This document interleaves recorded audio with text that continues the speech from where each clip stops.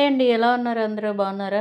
నేను ఇవాళైతే మొక్కల్లో ఉన్నటువంటి చెత్త అంతా పేరుకుపోయింది. 4 రోజులు ఊరెళ్ళొచ్చానా, ఎళ్ళొచ్చేసరికి ఈ ఇల్లు పైన, కింద టెర్రస్ గార్డెను మొత్తం అంతా ఎలా పడితే అలా అయిపోయిందనమాట. ఇవాళ వీడియోలో అయితే మీకు నేను ఏమేం చేశాను, ఎలా నీట్‌గా పెట్టుకున్నాను అనేదైతే చూపిస్తాను. ఇది కింద మామిడి చెట్టు ఉంటుంది గదా! ఆ మామిడి చెట్టు కింద ఇది చూసారా? ఆకులన్నీ రాల్చేసి నా దుంప తెంపేసిందనుకోండి. ఆ!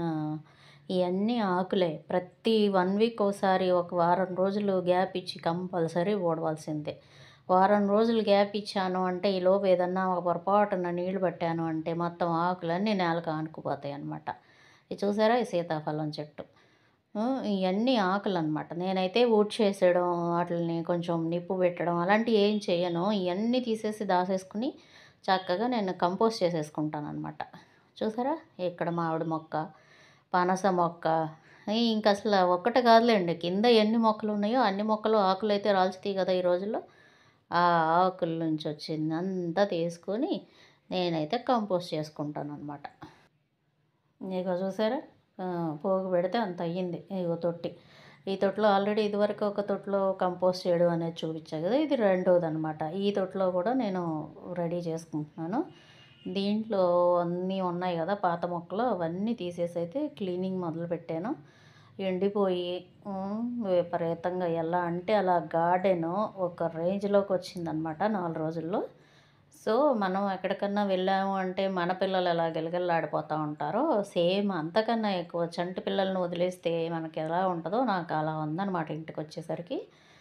గార్డెన్ అంతా చిక్కురుక్కురుగా ఉంది. ఎండ, వాన అన్నట్లుగా అలాగా ఎండకి, శీతకాలకి కొంచెం ఆకులు పండిపోవడం.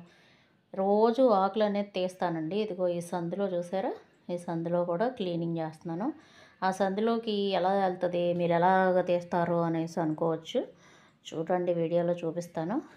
అయితే ఇవాళ మన పెరట్లో చిన్న ఇన్సిడెంట్ జరిగిందండి. అది కూడా యాడ్ చేశాను. స్కిప్ చేయకుండా చూడండి. చూసారా? ఇగో కాయలు.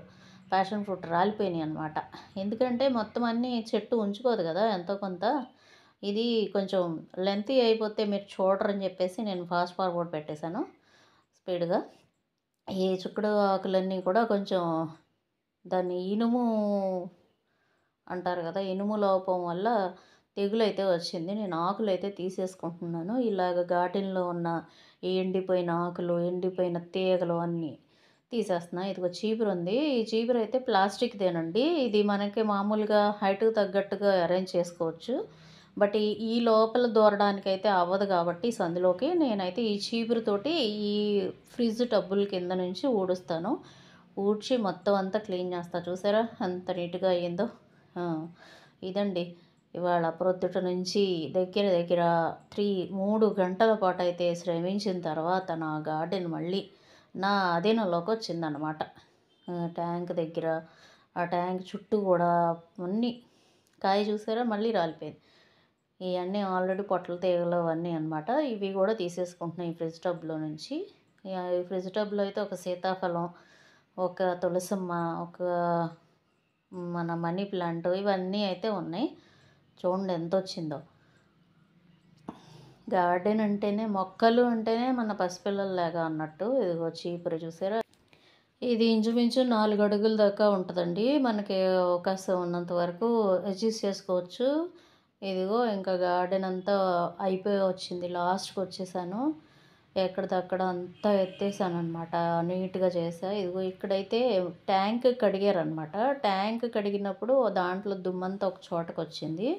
నేనైతే ఇది ఈ కర్రతో అయితే ఇలాగ మట్టిని అనేది డాబా నుంచి తొలగించడానికైతే వాడతాననమాట. ఇలా కొంచెం రబ్ చేస్తే తర్వాత మనం మెత్తటి చీపురుతో మళ్ళీ ఊడ్చుకుంటే అది మొత్తం వచ్చేస్తదనమాట.